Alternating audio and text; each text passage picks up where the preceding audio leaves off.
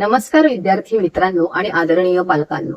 Maharashtra medical career counselling या YouTube channel तर्फे मी आपली मार्गदर्शक शमी महाडेश्वर तुम्हा सर्वांचे मनापासून स्वागत करते.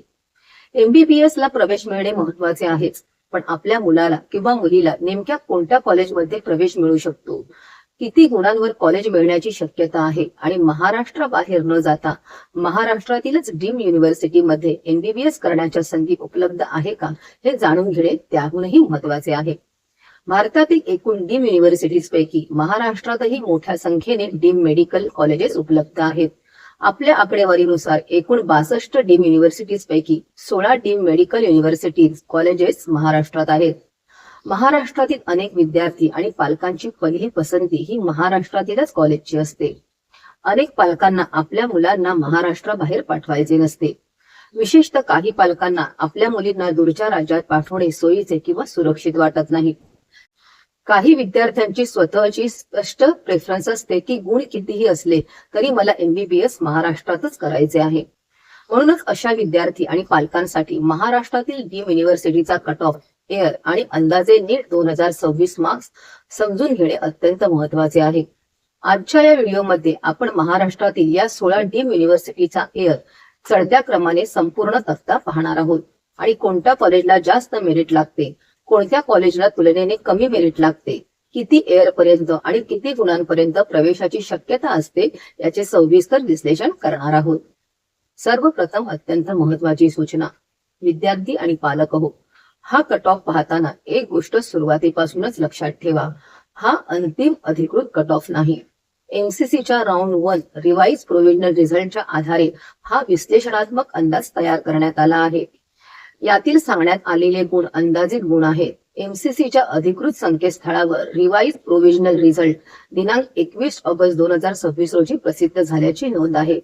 त्यामुळे फायनल मेरिट लिस्ट किंवा पुढील अधिकृत प्रक्रियेमध्ये काही बदल झाल्यास विद्यार्थ्यांच्या मेरिट पोझिशन आणि अलॉटमेंटच्या शक्यतेवर त्याचा परिणाम होऊ शकतो.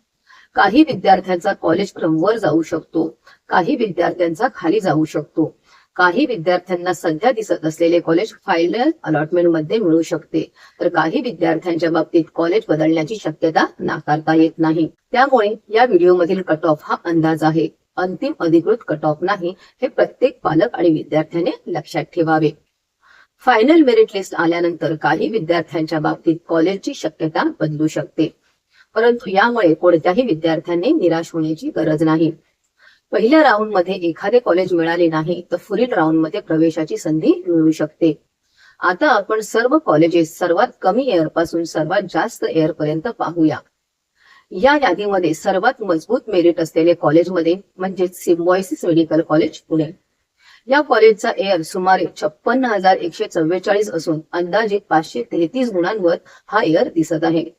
विशेष महत्वाची बाब म्हणजे हे ओनली गर्ल मेडिकल कॉलेज आहे, म्हणून महाराष्ट्रात राहूनच MBBS करू इच्छिणाऱ्या मुलींसाठी हा अत्यंत महत्वाचा पर्याय ठरू शकतो. या संपूर्ण यादीमध्ये याचा एअर सर्वात कमी आहे, म्हणजेच या कॉलेजसाठी मेरिट सर्वाधिक मजबूत आहे आणि त्यामुळे अंदाजे गुणही सर्वाधिक म्हणजे 533 आहे.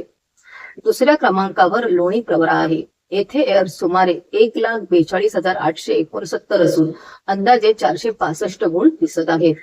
सिम्बायोसिसच्या तुलनेत एअर मोठा झाला आहे आणि त्याचबरोबर अंदाजे गुण 533 वरून 465 पर्यंत खाली आले आहेत. याचा अर्थ या कॉलेजमध्ये तुलनेने कमी मेरिटवर प्रवेशाची शक्यता दिसत आहे. तिसऱ्या क्रमांकावर MGM कामोठे. एअर सुमारे 2,40,367 आणि अंदाजे 414 गुण. येथे आपण पाहतो की एअर वाढत असताना अंदाजे कट ऑफ मार्क्स पुन्हा खाली आले आहेत. MGM वाशीचा एअर सुमारे 3,07,390 आहे आणि अंदाजे 386 गुणांवर प्रवेशाची शक्यता दिसते. म्हणजे MGM कामोठेच्या तुलनेत एअर वाढला आहे आणि अपेक्षित गुण कमी झाले आहेत. पाचव्या क्रमांकावर MGM संभाजीनगर आहे. एअर सुमारे 3,33,154 आणि अंदाजे गुण 377. वाशीच्या तुलनेत एअर थोडा वाढला असून गुण 386 वरून 377 पर्यंत कमी झालेले दिसत आहेत. MGM नेरूळचा एअर सुमारे 3,68,433 आहे. अंदाजे कट ऑफ 365 गुण दिसत आहे. इथपर्यंतच्या आकडेवारीत एक स्पष्ट ट्रेंड दिसतो. एअर वाढत आहे आणि त्यानुसार अंदाजे गुण कमी होत आहेत.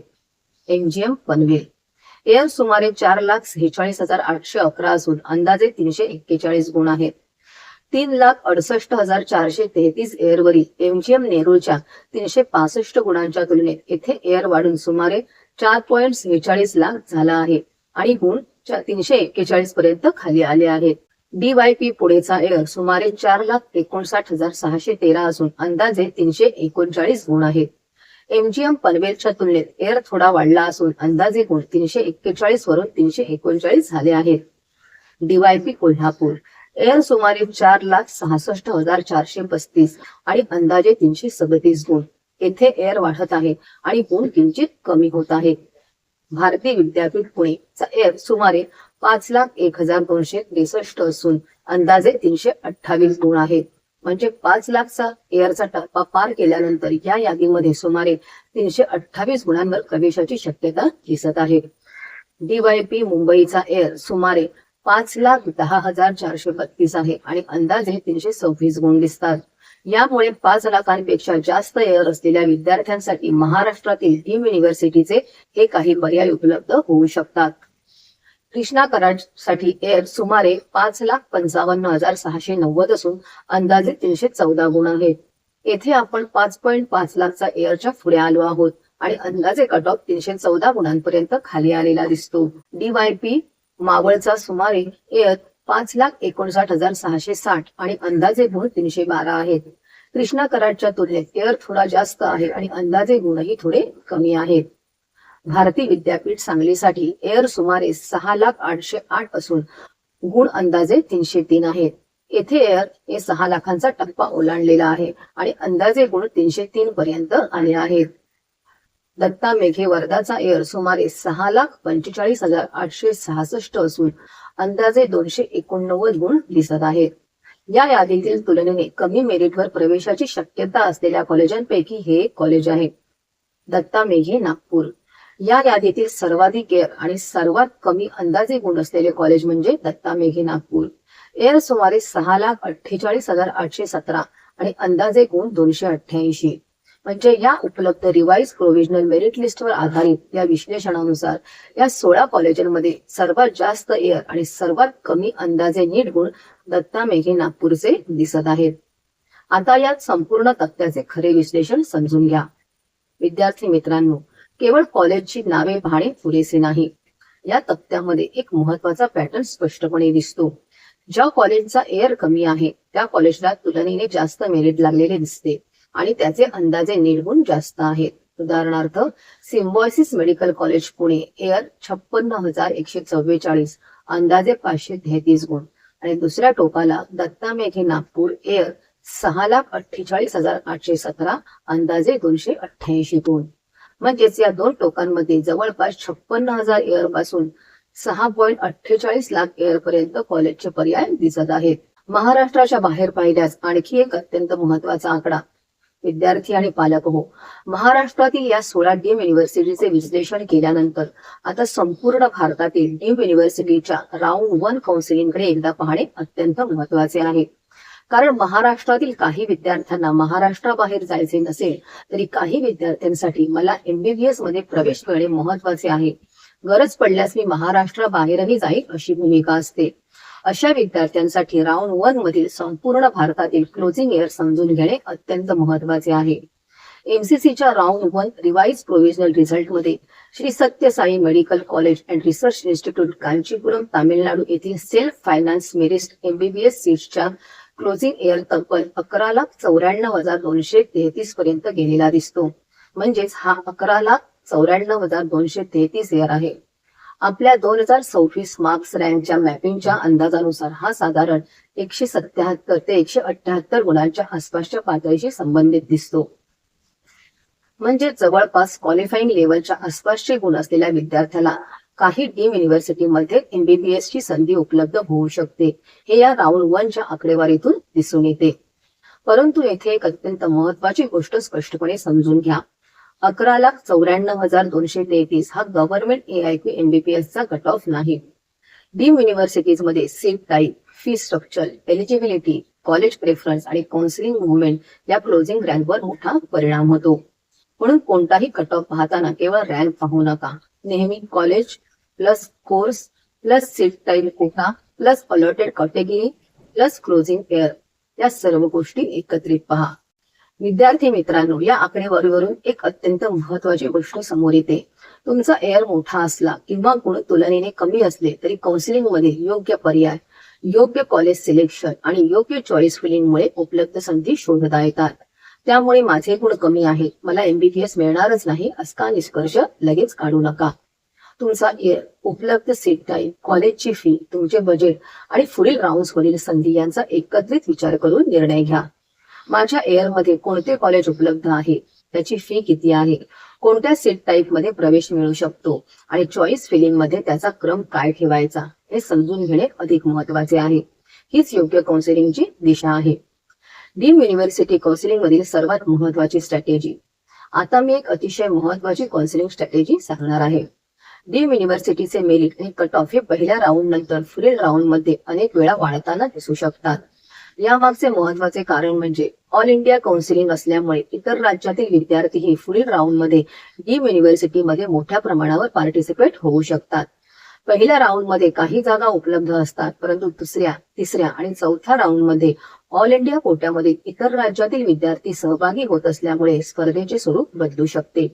त्यामुळे जर एखाद्या विद्यार्थ्याला डीम युनिव्हर्सिटीमध्ये ऍडमिशन घ्यायचे असेल तर पहिल्याच राऊंडला उपलब्ध असलेली चांगली संधी गांभीर्याने विचारात घेणे योग्य ठरते.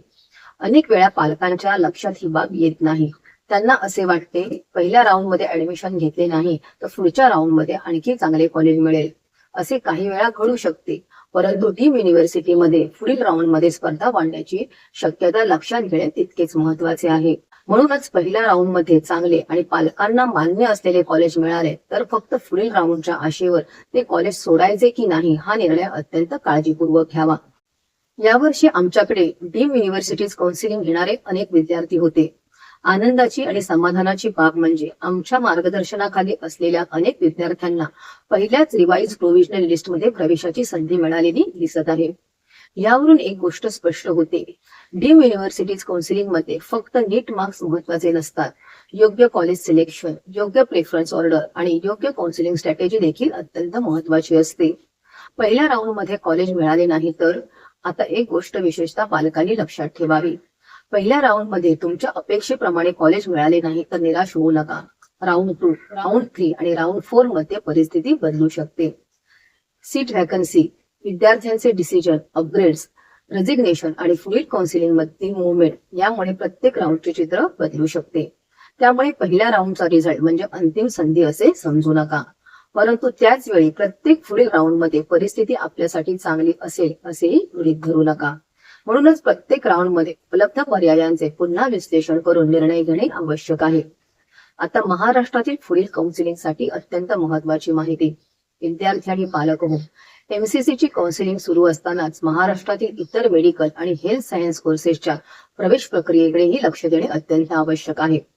महाराष्ट्र CET सेल मार्फत BAMS आणि ग्रुप 2 मधील BHMS, BUMS तसेच इतर आयुष कोर्सेसचे रजिस्ट्रेशन आणि ऍडमिशन प्रोसेस लवकरच सुरू होण्याची शक्यता आहे.